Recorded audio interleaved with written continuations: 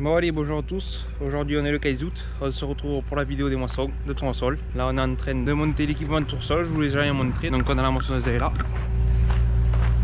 L'équipement il est derrière là-bas, donc je vous montre tout ça.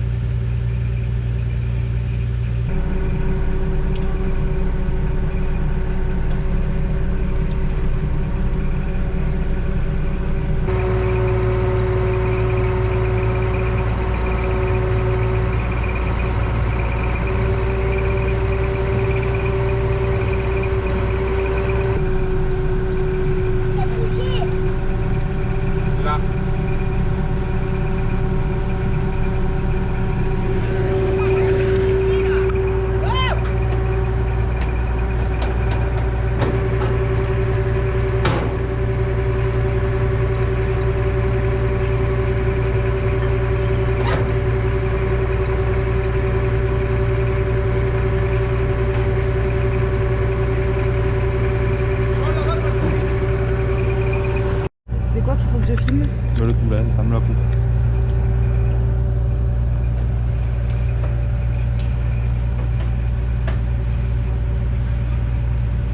Des images inédites en exclusivité pour YouTube. Ouais mais normal il parle bien.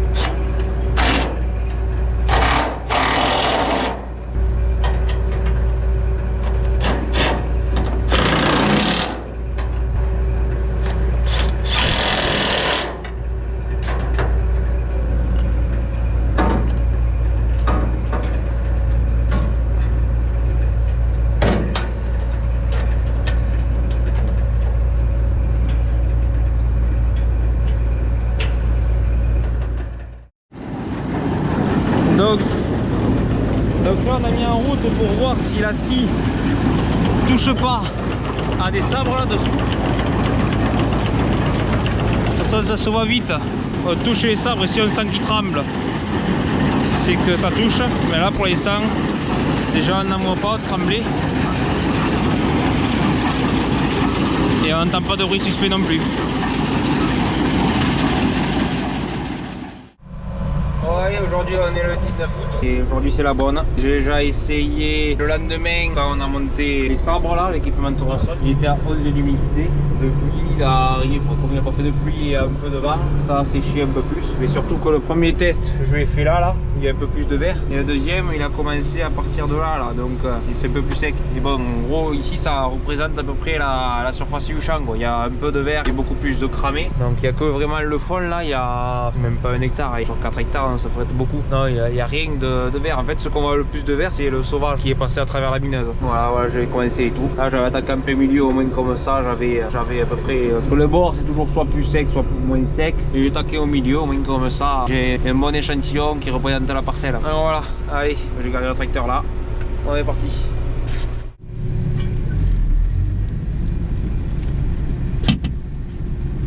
Allez, on est parti. Le Framing. Là elle est chaude le temps que je change la batterie de la GoPro et de toute façon j'ai déjà fait l'essai et tout ça et ça n'a pas pris beaucoup de temps d'aller faire le test. Allez, on est parti.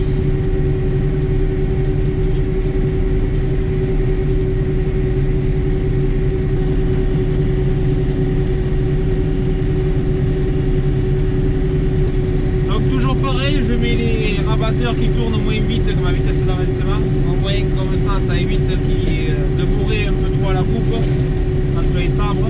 Ça évite que les rabatteurs se remplissent de tête de tournesol. Voilà,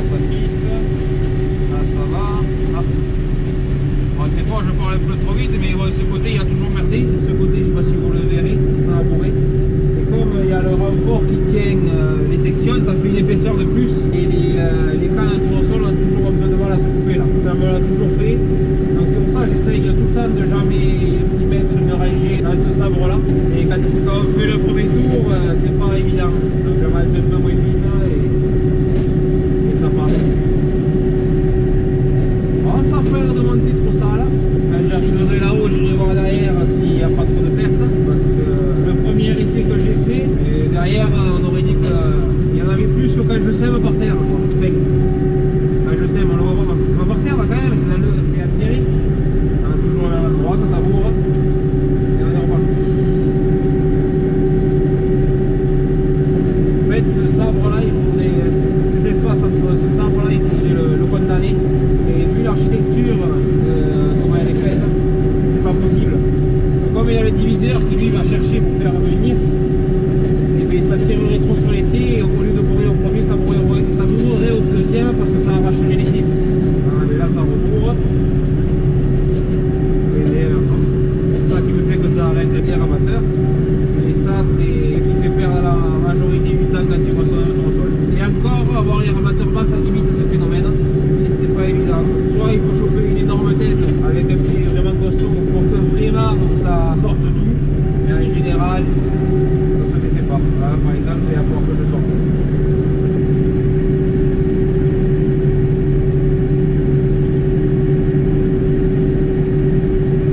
Allez, voilà. C'était une tête, c'était pas le fait, c'était pas ce que je vous avais dit qui était arrivé. C'est une tête qui était sûrement trop basse, qui s'est pris en travers des sabres et tout ça pour. Allez, continue. Voilà, il est pas joli. Normal, il y a l'arbre à côté. Pourquoi? Il a failli la charger la braille. Je vais la mettre par côté. Hop. On va la mettre dehors.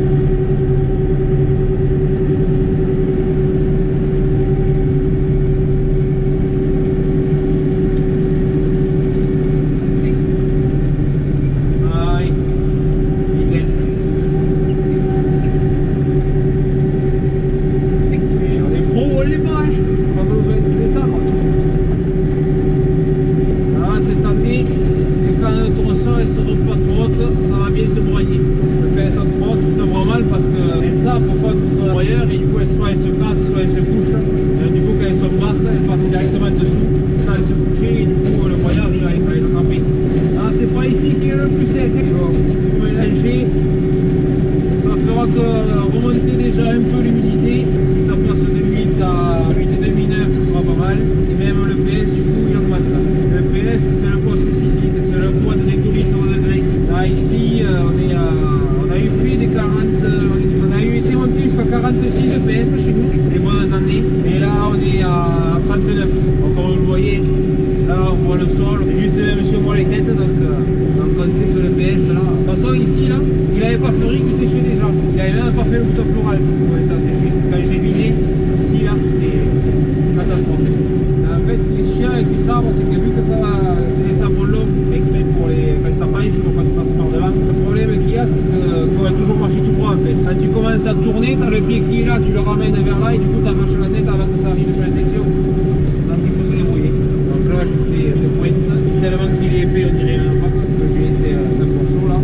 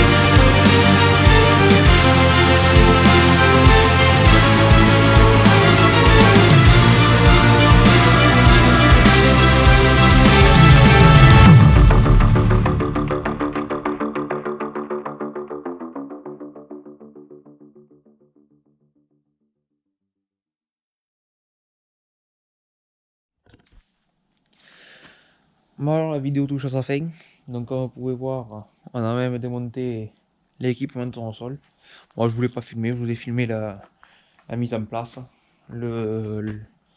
L'enlever c'est beaucoup plus simple. Bon les rendements, pour faire un point sur les rendements, une année sèche donc pas de remplissage de grains. Malgré qu'il y ait eu 50 mm sur le bouton floral, je pense que c'est ce qui a sauvé quand même les meubles. Donc on est à 18 quintaux en tournesol et pour l'année c'est pas si mal. Chez moi il manquait pas les pieds parce qu'il y avait une bonne levée, c'est surtout les têtes qui étaient mal remplies. Donc comme je vous l'ai dit dans la vidéo, on tourne à 39 de PS, que d'habitude on tourne dans les 43, 46. Donc là on était tout juste à 40, donc parce qu'il y avait dans l'enveloppe il n'y avait pas l'amande qui était développée. De toute façon on le voit bien sur le test, ouais, c'est comme je dis. Le premier test que j'avais fait, donc premier réglage que j'ai fait à la machine, j'avais réglé comme les années normales et j'avais autant de graines d'eau par terre que dans la trémie. Mais en fait parce que j'avais trop la ventilation qui me nettoie la table de secouage. Il y avait trop de vent, il y avait trop d'air qui passait, du coup ça m'emportait les graines et comme elles étaient légères ça m'emportait tout dehors. Donc le premier